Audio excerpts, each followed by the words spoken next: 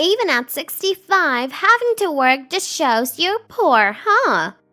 Until then, she had been all smiles, but as she approached me, a spiteful grin spread across her face.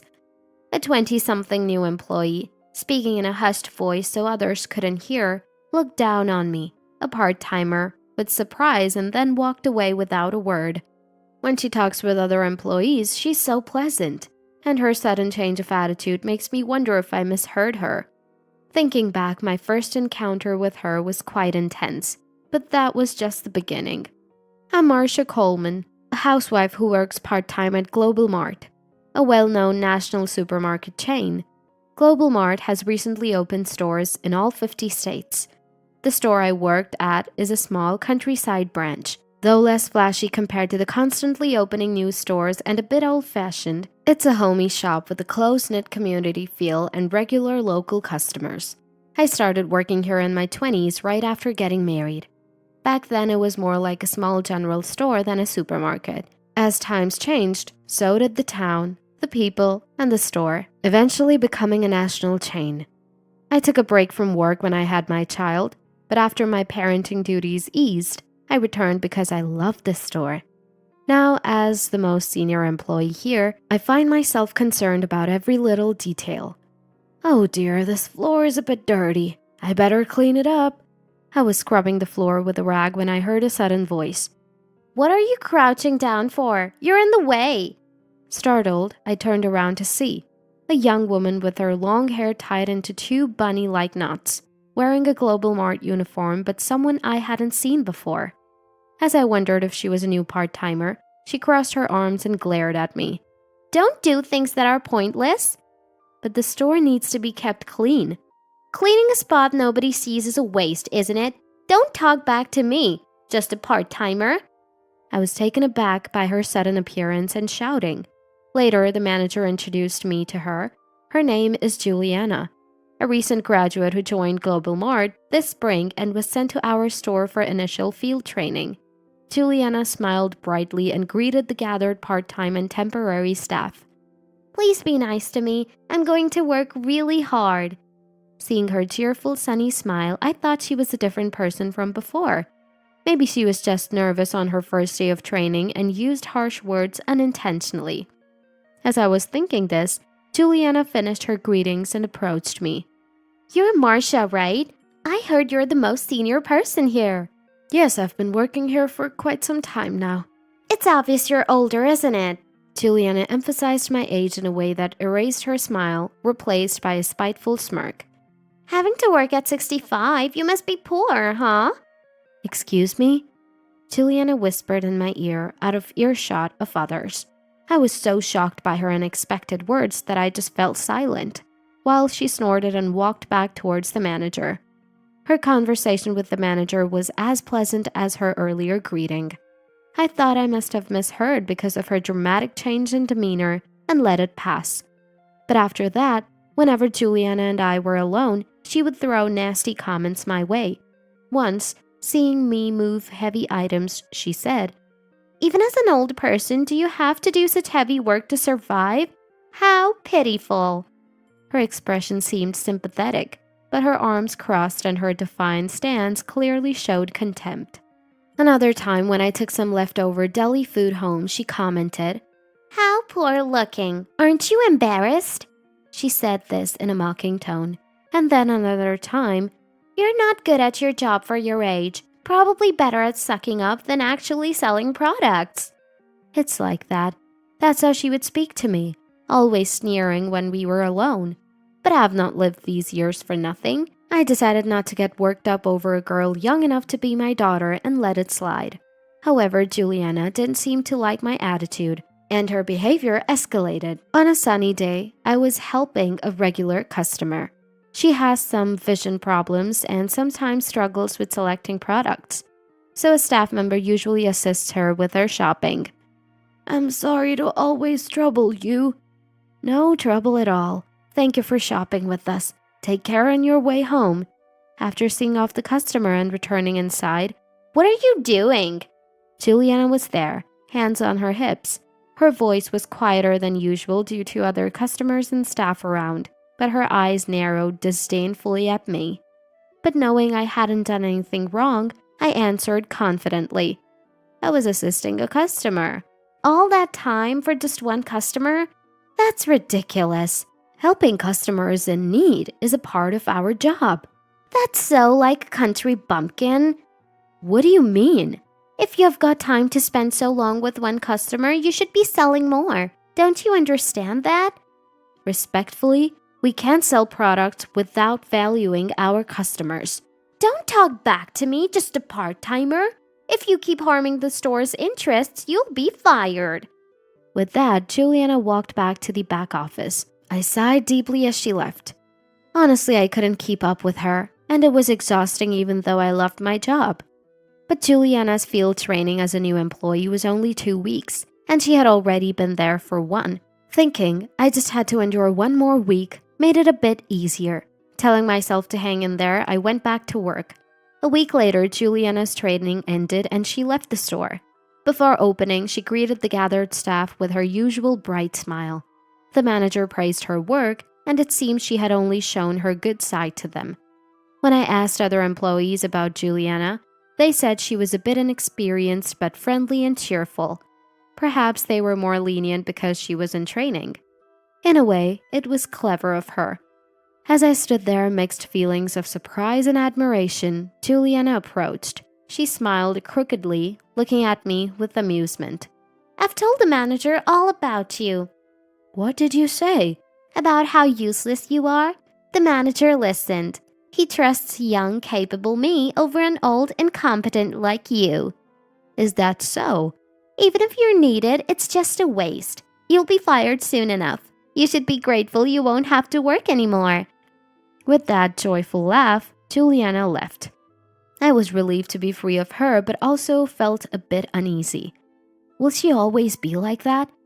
Her training was over, but as an employee, she would be assigned somewhere. She might not even come back to the store. The thought of going through it all again was depressing. I didn't want that. With a heavy heart and unable to shake off the feeling, I sighed deeply. A month after Juliana left, I found myself at the company's headquarters in the city. I'm nervous. I rarely visit the headquarters. Standing before the impressive building towering into the sky, I placed my hand on my chest, trying to calm my nerves. Oh, I can't stay here forever. I'll be late. I straightened the wrinkles in my jacket and hurried into the building. By the time I finished my errand, it was already past lunchtime. Having missed lunch, I headed to the employee cafeteria inside the building. Though past the peak time, there were still quite a few people eating. As I found a seat and was about to eat my pasta, no way! A high-pitched, metallic female voice reached my ears, and I turned around, fork in hand. I knew whose voice it was without needing to turn. Why is an old lady, you, here at the headquarters? Juliana, long time no see. Next to Juliana stood Juliana's boss. She must have corrected herself because even Juliana wouldn't dare call me an old lady in front of her boss. Strong in front of the weak, and weak in front of the strong. Maybe that's just who she is. I suppressed a sigh and instead smiled.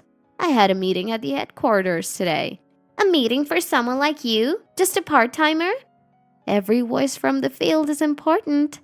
Don't act so high and mighty. The opinion of a bottom-level part-timer like you isn't needed. What? Are you losing your mind? Juliana started in a low voice, careful not to be heard by her boss, but as she got carried away, her voice grew louder. She didn't seem to realize, nor did she notice Juliana's boss's shocked look at my face. Meanwhile, Juliana kept ranting at me. Are you listening? I hate women like you who keep working into old age. I like my job and I'm grateful to be working at this age.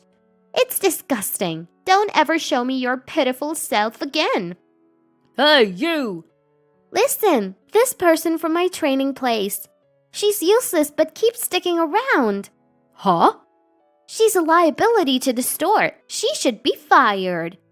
Juliana's boss, having had enough, intervened just as she was about to say more. The entrance of the cafeteria buzzed and an elderly man approached us. Juliana's boss straightened up, but Juliana glared at him unpleasantly. What's all the commotion? Who are you? What do you want? It seems I've arrived at just the right moment. Marcia? Indeed. If left unchecked, this could affect the company's reputation. That would be a serious issue. Don't ignore me and start talking. Stop. Don't you know who this is? You should have seen him speaking at the orientation. Orientation? Juliana looked puzzled at the man, then suddenly realized something and turned pale. She finally understood who the man standing next to her was. His name was Bert Coleman, the president of the major global market. Are you a new employee? What's your name? Her name is Juliana, Bert. Why are you calling the president by his first name? She's my wife. It's natural for her to call me by my name. Huh? Juliana's eyes darted back and forth between me and Bert. Next to her, Juliana's boss held his head in his hands. I stood up and positioned myself next to Bert. Let me introduce myself again. Marcia Coleman, 65, wife of the Global Mart president. You're what? A lie. If you're the wife of the president, why are you working part-time at some rundown supermarket? I've told you, I like working. Global Mart started as a small shop that Bert and I opened together. It grew over time and he became the president, but I've always loved the direct interaction with customers, so I continued working as a part-timer. Incidentally, nobody at the store where I work knows I'm the president's wife, except for the manager. That rundown store you mentioned is actually Global Mart's first store. It's the special shop that Bert and I started. So, the meeting wasn't a lie? Marcia participates in the meetings once a month as a representative from the field. It's been a while since she's come here because they've been online for some time. That's right. So I was a bit nervous today. That's impossible. What's impossible? If I had known you were the president's wife, I wouldn't have done anything. You tricked me. Juliana's face turned red with anger, seemingly ready to lunge at me, but Juliana's boss stood in front of me to protect me. Instead of me, it was Bert who spoke. I've heard about you from Marcia, but it's hard to judge someone just by hearing about them, so I thought I'd see for myself. Now, there's no need for that. What? I heard your conversation with Marcia earlier. It seems like you're not a good fit for our company. Wait, it's a misunderstanding. Yes, a misunderstanding. Call the manager from the training store. He'll vouch for my work. I've already spoken to the manager. He was aware of what you were doing behind the scenes. I asked him not to say anything because she was still in training. In fact, I had reported Juliana's harassment to the manager from the beginning, not wanting it to affect another staff. But since she was a new employee, we hoped she might change, which turned out to be a vain hope. As I explained, Juliana could only open and close her mouth like a fish, unable to say anything. I sighed long and smiled at her. The one harmful to the store gets fired, right? Juliana turned from red to pale and just sat down on the spot. Juliana's boss repeatedly apologized to us and then half-dragged the slumped Juliana away. Later, an investigation revealed she was a relative of the HR manager and had been illicitly hired. Apparently, Juliana, failing in her job search, had given money to the HR manager, pleading desperately to get in. And that money was her parents' savings for retirement. Upon learning the truth, her parents were furious, disowned her, and kicked her out. So, she lost both her job and her home. But with her talent for ingratiating herself and her resilience, she'll be fine anywhere, even in a night job. I just hope she doesn't fall prey to bad people. Meanwhile, Bert was a bit down, shocked that an employee had committed such wrongdoing, wondering if it was due to the company growing too large. I encouraged him. Let's go back to the beginning and work together at the store again. Bert smiled. That sounds good, he answered. Working in the store is my life itself.